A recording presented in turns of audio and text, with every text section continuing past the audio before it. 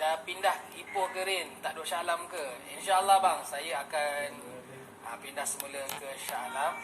Tapi tengah tunggu PKP ni beransur pulih dahulu insyaAllah. Kemudian saya akan safar semula balik ke Selangor. Dan nanti kita bolehlah duduk sekali dalam satu harakah insyaAllah. Fitri Sazwan, Masya Allah. Kecil, apa khabar? Sihat Masya Allah. Semoga Allah SWT lindungi kita semua orang kat Selangor. Sekarang Selangor pun dalam keadaan zon merah sekarang Jadi kita belajar-belajarlah. Hari ni belajar sifat sabar dan solat. Kita nak kena belajar sifat sabar tu. Ibu kita sentiasa usap kita, maknanya ibu dia usap perut, dia usap-usapkan, bagi tahu wahai anak, nanti satu masa bila kamu lahir kamu akan lihat dunia ini. Dunia ni cantik, dunia ni. Slow sikit muzik tu tengah rekod ni. Siapa yang tahu pada ketika itu, pada satu ketika manusia yang dipanggil janin, bayi di dalam perut ibu ni hanya bergolek-golek di dalam perut ibu dan hanya tahu makan melalui tali pusat ibu je saja. Kan? Dia tak tahu apa di dunia. Jadi cukup 9 bulan 10 hari maka Allah SWT keluarkan dia dalam perut ibu dia, maka nampaklah dia Masya Allah, inilah dunia. Dan pada ketika itu, sekiranya dalam keadaan manusia itu lahir dalam keadaan dia cacat, mata buta, telinga tak ada, maka dia tidak akan ada kesempatan dan peluang lagi untuk masuk dalam perut ibu dia, untuk baiki kehidupan dia, baiki kecacatan dia, untuk dipulihkan. Begitu juga kita, bila kita Allah SWT masih lagi bagi peluang kat kita untuk kita taubat, untuk kita hari ini kenal Allah sungguh-sungguh, kita belajar ajak manusia pada agama, ajak manusia pada kebaikan. Bila kita dah masuk pindah ke alam barzah, masa itu kita tidak akan dapat untuk menerima apa sahaja hari ini kesenangan di dalam akhirat, asbab kelalaian kita semasa kita kat dunia. Walaupun kita nak sebut satu subhanallah pun dah tak mampu. Maknanya masa itulah kita akan minta Allah Ta'ala, Rabbana absarna wa sami'na farji'na na'mal salihan inna muqinun. Wahai Allah, kami dah lihat, dah tengok, dah dengar apa yang kami buat masa kat dunia, nescaya kami beriman dan beramal soleh. Kembali wahai Allah dalam kami dalam dunia, nescaya kami akan beriman dan beramal soleh. Tapi dah terlambat. Allah kata walau syi'na la ataina kullu nafsin hudaha walakin haqqal qawlu minni la'amla'anna jahannama minal jinnati wan nasi ajmain. Tak ada peluang lagi dah kita nak masuk alam dunia, masya-Allah. Jadi ulama bagi tahu satu air mata manusia hanya sebesar kepala lalat dapat menghapuskan, dapat memadamkan api neraka. Tetapi satu orang manusia apabila dia dah masuk ke alam barzah, air mata darah sekalipun tidak dapat memadamkan api neraka. Pada kita hari ini Allah Ta'ala uji, nyamuk pun kita boleh nampak, ini langsung tak nampak apa-apa. Jadi bayangkan apa yang kita kena tarbiyah diri kita. Allah Ta'ala sedangkan ni tengah jentik seorang-seorang supaya kita kena faham, kita ini hidup kat dalam muka bumi ni bukan Allah SWT nak letakkan kita dalam syurga seorang-seorang, tak. Allah SWT nak seluruh umat Muhammad sallallahu alaihi wasallam hari ini masuk syurga Allah SWT. Kerana inilah hajat Nabi sallallahu alaihi wasallam minta pada Allah SWT untuk selamatkan seluruh umat. Kalau ini yang Nabi sallallahu alaihi wasallam minta, kenapa hari ini kita umat dia hari ini hanya dalam keadaan sambil lewat? Betul, sebab kita dengar kadang bila tengok live rakan-rakan artis kita ajak peminat-peminat mereka sama-sama berdoa supaya Allah redakan rantaian COVID ni. Tapi saya tanya diri saya balik, betul ke kita semua dah bersedia bila Allah nak tarik COVID ni? Betul? Dan Allah macam sekarang ni, macam bapak kita kalau denda kita, jadi bila kita merayu tolong lapak, janganlah pukul lagi, okey. Jadi apa persediaan kita untuk bapak berhenti pukul tu? Betul nak berubah? Betul nak buat, ataupun lepas bapak berhenti pukul, kita comeback macam biasa pun, tank sekolah, isap ukop belakang tanda sekolah. Kalau still sama, saya rasa no use juga. Jadi setiap kita, termasuk saya juga, saya selalu ingatkan diri saya, anak-anak saya juga, bila berlaku COVID ni, kita jangan tengok salah orang. Kita rasa ini semua Allah sedang denda kita. Macam Ya, Abang ya. cakap tadi kan, Allah tutup pintu Kaabah, Allah tutup masjid-masjid dia supaya nak tarbiyah kita. Allah untuk tak nak tengok muka kita lah dulu buat sementara, ubah betul-betul baru datang masjid. Macam tu Sebab kan. Macam sebab tu. itulah yang saya bagi tahu kebanyakan pada jemaah, bila kita datang ke Mekah ni bukan datang daripada duit kita, bukan datang daripada kesihatan kita, Betul. bukan datang daripada masa kita, tapi semua pilihan Allah Subhanahu Wa Taala. Allah cerita dalam Quran, jemputan daripada Allah. ya Tuhan nafsul Ya, ya. mutmainnah irji'i ila rabbiki radiyatan mardiyah Allah. wadkhuli fi ibadi wadkhuli jannah. Allah jemput kita masa nak masuk dalam syurga ni. Allah kata, wahai jiwa-jiwa yang tenang, kembali kepada nikmat yang kamu peroleh Ya. sebelum ini. Nikmat mana yang kita dapat peroleh sebelum ni? Masa kita sebelum masuk dalam alam dunia ni, Allah letakkan kita ni semua dalam alam roh. Alam Allah. roh ni ke mana? Dalam syurga Allah Subhanahu Wa Taala. Itu kampung kita. Tapi Allah sebelum Akbar. kita dimasukkan Benar, balik, benar, Allah benar. kata masukkan kamu di dalam golongan hamba-hamba aku. Bayangkanlah hari ni Abang DJ dapat jadi ahli kelab golf bersama dengan Tengku Mahkota Pahang, Tengku Mahkota Johor. Itu pun dah satu kebanggaan. Kebanggaan.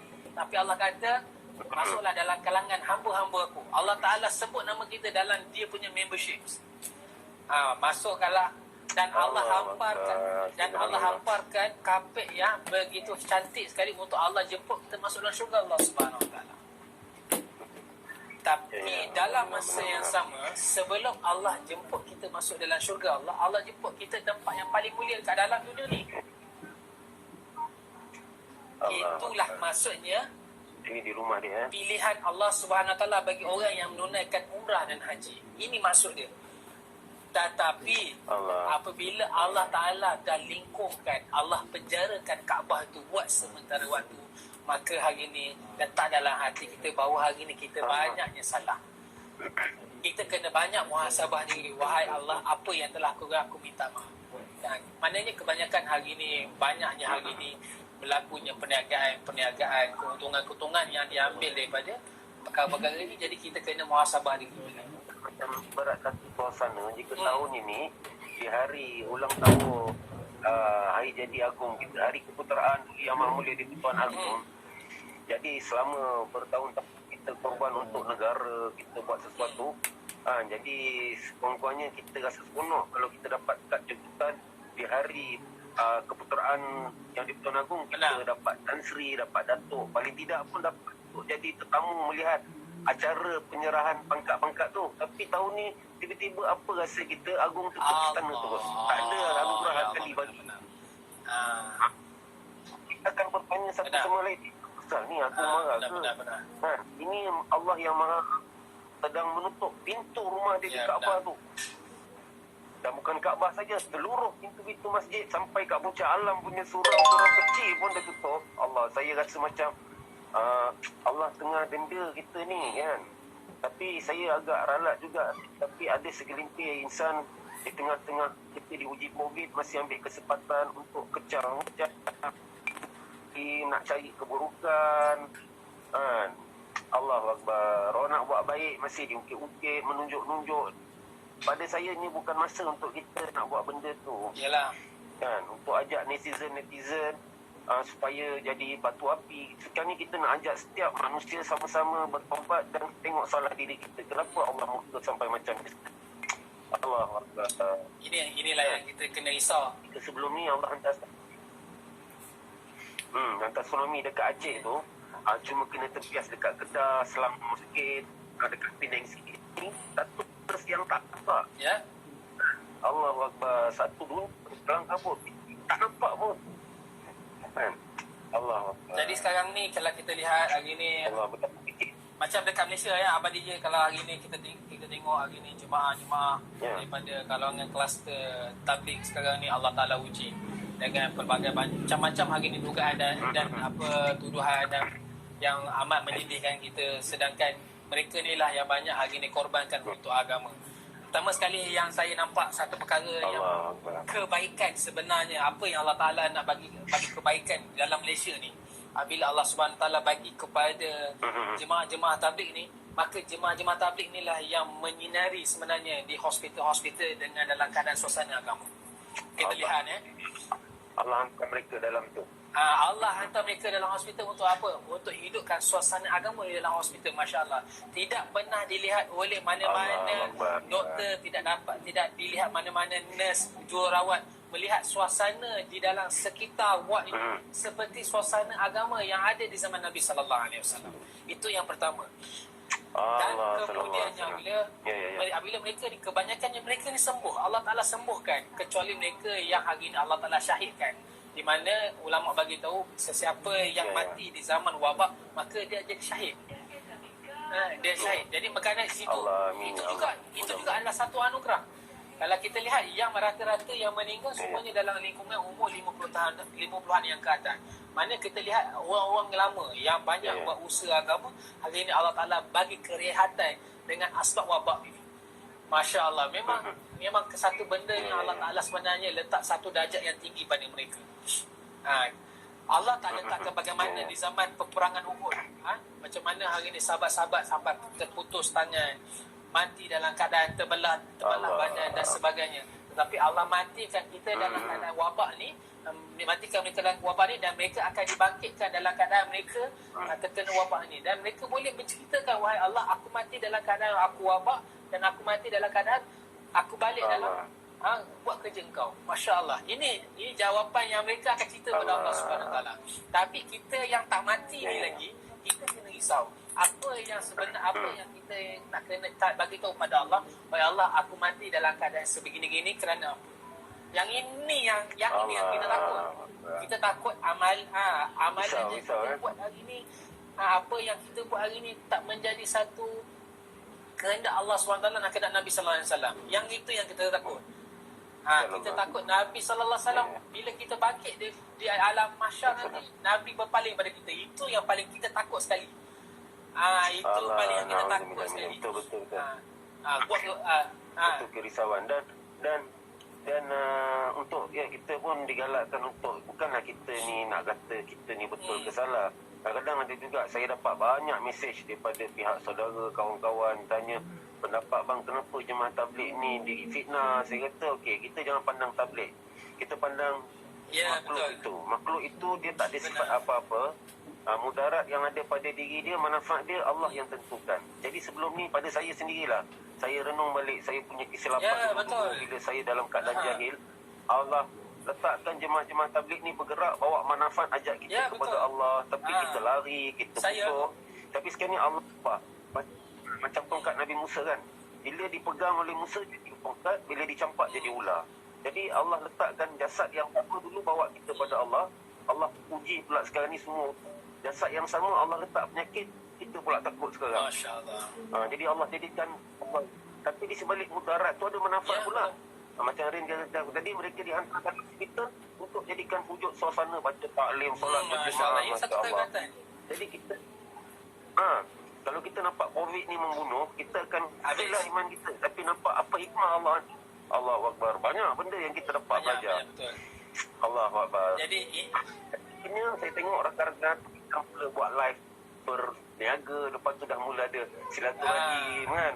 Kita tak sedar dulu kalau tak ada COVID, kita kan syuting masing-masing lah, yang ni recording dia lah, waktu ni lah masing-masing ada hubungan kasih sayang. Yalah, nafsi-nafsi padanya bersendiri-sendiri. Jadi yang kita di mana Allah Subhanahu Wa Taala sekarang ni tengah biar kita dalam keadaan kasih sayang. Memang kalau kita lihat sekarang ni orang jemaah-jemaah sekarang ni yang dah pulang, yang telah sembuh, mereka hari ni diminta pulang balik ke hospital untuk ambil plasma darah pula, untuk bantu kepada orang lain pula. Masya-Allah. Allah gunakan darjat mereka hari ni untuk bantu orang lain pula. Allah gunakan kesempatan yang hari ni diri mereka hari ni untuk jadi frontliner pula. Ya Allah, kata ini satu kelibatan orang yang betul-betul fikir risau. Kerana apa? Bukan kita cakap kita tak nafikan berapa ramai hari ni orang sembahyang. Orang sembahyang bagus, Masya Allah, hebat. Dalam keadaan kasih sayang. Tapi yang merisaukan kita, ini yang selalu saya bagi tahu. Saya banyak cerita.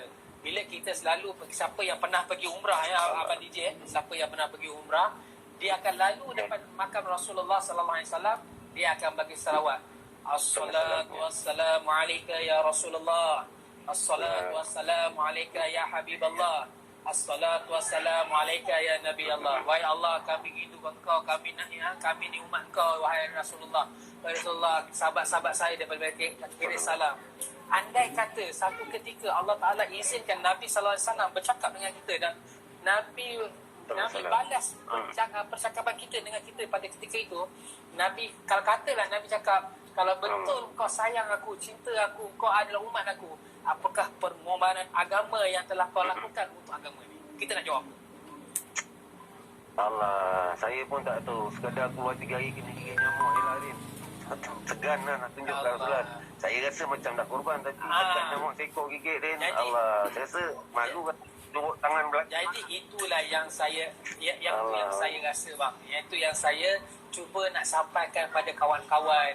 Tak kisah you all buat apa, main bola ke, jadi artis ke, you all ni pelakon filem ke, you all ni pegawai kerajaan ke, you all pegawai istana, whatever, apa semua. Itu tidak memberikan apa-apa masalah, tak kisah. Sayyidina Uthman Affan radhiyallahu anhu pun satu orang yang sangat kaya. Sehingga kan dia sanggup pergi beli satu telaga daripada orang Yahudi untuk bagi minum pada semua orang Islam. Tapi harta dia sampai hari ni tak pernah habis. Duit dia. Subhanallah. Jadi benda ni tak jadi masalah. Cuma bila kita ada fikir risau untuk kawan-kawan kita. Kerana apa? Nanti dalam syurga nanti ada satu pokok, nama dia pohon toba, bang. Yang saya pernah dengar daripada Maulana Helmi. Satu pohon daripada pohon toba, bila diucap satu subhanallah, dia akan tumbuh. Jadi dekat situlah bahawa kita akan bingga-bingga dengan sahabat-sahabat kita yang pernah bercerita berkasih sayang semata-mata kerana Allah Subhanahu Wa Taala. Masya-Allah, pada ketika itu loh, mana kata manalah Abang DJ dulu pernah selalu sekali live IG. Tiba-tiba Allah zahir pada ketika itu juga. Allah. Mana mungkin kita boleh hidup dalam keadaan seorang-seorang? Satu benda yang paling tarbiyah, yang paling hebat Allah Ta'ala bagi pada saya sekarang ni adalah cuba kita dalam PKP ni kita duduk seorang-seorang. Satu padu. Kita kena kumpul dalam keadaan kasih sayang. Kita bantu hari ni, kita doa sama-sama. Kita bantu kerajaan kita, mufti, kita bantu dengan Menteri Agama kita, Dr. Zulkifli, yang sungguh-sungguh hari ni ajak manusia pada agama. Ini satu perkara yang kita kena sokong. Kan? Tanggungjawab hari ni kan. Kita hari ni ajak manusia. Macam kisah macam malam tadi saya live kat Facebook saya bagi satu contoh Nabi Ibrahim di Fatah, api yang marah 3 kali ganda daripada KLC macam tu. Ada seekor burung yang paruh dia bawa air pergi ulang alik. Maka seorang pakcik tu tengok macam ketawa, kenapa sampai bila nak padam kan. Jadi burung tu kata, saya buat apa yang mampu, sampainya besok bila Allah tanya, saya adalah buat sesuatu daripada pakcik, tangan boleh angkat beli air, Allah. Jadi macam apa di radio yang memang berdosa, jadi saya boleh mampu buat yang banyak ni je untuk meredakan suasana macam maksiat hari ni yang belum buat. Itu yang saya mampu. Semuanya kita Allah tiba kat air tak ada. Karena tak ada punya peluang. Yalah. Senang mereka senang lagi layak. Senang. Kita makanan tu, perlu kita jam sampai habis dia. Masya Allah. Betul lah. Senang kita wujudkan suasana macam ni lah. Yalah. Allah Akbar. Senang macam semua dia. Yalah. Itulah. Itu lah, Rin. Jadi Rin pula, macam mana? Kita tak alami sendiri. Jadi untuk merasai kesusahan, kepahitan, bagaimana nak naik tu? Jadi saya naik. Saya naik gunung tu, Masya Allah. Saya cakap kalau Nabi tak naik gunung ni, saya dah tak naik dah. Kerana terlampau tinggi. Tapi bila kita naik sampai ke atas, masa tu ramai yang berteriak, ada yang kena histeria, ada yang menangis selesai. Kerana apa? Inilah pengorbanan Nabi sallallahu alaihi wasallam. Jadi berlakunya wabak pada kita sekarang ni merasakan bagaimana satu ketika dahulu di zaman Sayyidina Umar Al-Khattab radhiyallahu anhu terjadinya wabak di Palestina. Terjadinya wabak di Palestin. Jadi orang-orang daripada Syam bagi tahu jangan kau masuk kerana apa? Sekarang ni ada wabak. Jadi pada ketika itulah ada sahabat kata kita teruskan. Kita tak pernah takut dengan wabak. Yang kita takut dengan Allah SWT. Tapi Umar kata kita kalau ikutkan Abu Hurairah radhiyallahu anhu kata aku pernah dengar Nabi sallallahu alaihi wasallam bagi tahu apabila ditimpa wabak maka hari ini orang yang berada di dalam kawasan wabak jangan keluar daripada kawasan dia dan orang daripada luar kawasan jangan masuk ke dalam tempat wabak. Jadi dengan itu Sayyidina Umar bagi Sayyidina Umar kata kita gunakan apa yang telah dikatakan oleh Abu Hurairah radhiyallahu anhu. Ini adalah benda yang kita sekarang ni tengah praktis. Apa yang berlaku dulu kita tengah praktis. Yes, kita praktikkan hadis ni. Jadi sebenarnya kita dapat ibrah sebenarnya. Kalau benda ini betul kita jayakan, maka kita dapat pahala sunnah yang begitu besar. Yang Allah Ta'ala akan ganjarkan kepada kita. Jadi kerana apa? Ada satu ulama, saya lupa siapa yang tapi saya pernah dengar. Satu orang, dia baca surah Al-Mulk, dia punya rotation, kalau katalah dalam istilah takaful atau insurans dia panggil coverage. Macam ni lah, macam apa kita punya network lah coverage. Jadi coverage dia bila kita baca selepas waktu isyak, coverage dia selama 24 jam. Jadi sekiranya jadi kalau katalah kita hari ni mati dalam keadaan 24 jam selepas kita baca surah Al-Mulk tu, kita hari ini dilindungi oleh surah berkenaan. Akan tetapi selepas dalam insurans dalam surah Al-Mulk, jadi tapi dalam masa 24 jam tu, dalam 24 jam tu kemudian kita tak istiqamah, lepas tu kita tak baca. Maknanya kalau kata dalam istilahnya dipanggil polisi lapse. Maknanya polisi tu tak aktif. Untuk masa tutup, inilah peluang yang kita nak benarkan benda tu. Dan ni kat rumah masing-masing pun kena baca Quran, kena solat. Itu ya betul, itu betul. Kan? So automatik itu kita tak sedar, kita dah kan madrasah rumah kita dah. Jadi madrasah. Kan? Allahu Akbar, subhanallah. Sama juga dengan kau hari ni, Allah, apa nak jadi bila masjid hari ni tutup. Tetapi kalau katalah kita, kalau siapa yang faham hari ni, kita boleh semayang tempat azan diazankan. Jadi jadikan rumah kita sebagai masjid. Maknanya sebelum kita solat berjemaah dengan keluarga, kita azankan dahulu. Azannya tentang kamar kita solat. Sebagai kita pun dalam suasana keadaan darurat ya.